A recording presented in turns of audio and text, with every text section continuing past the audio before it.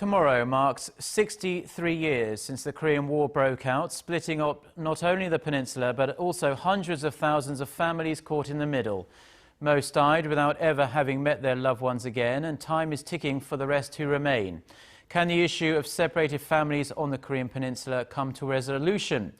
In part one of our two-part series, our Moon Gon-young went to Berlin to take a look at the German example.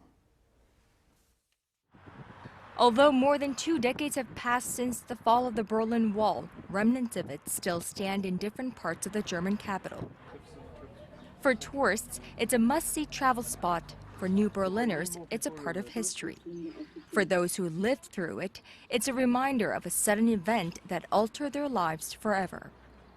Along the Bernaustrasse, we met Reinhard Hummel, a former West Berliner who vividly remembers the day 52 years ago when he overnight found himself separated suddenly from the love of his life by a concrete barrier 3.6 meters tall.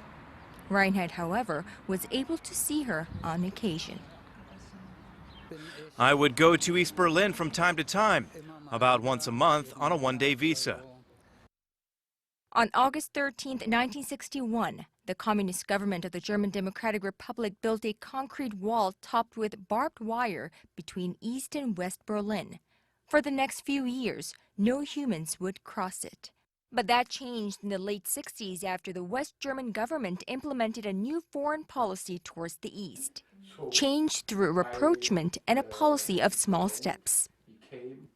It was part of our policy to perform a real human policy in the interest of the ordinary people in both parts of the divided country. And the result was the unification. For the hundreds of thousands of people who were allowed to visit loved ones after years of forced separation, these small steps were highly significant. I was separated from my family for 25 years. Then I was able to file a request to move to the West in January 1985 and was given permission to leave East Germany in December that year. The German experience is the closest historical precedent for the situation on the Korean peninsula.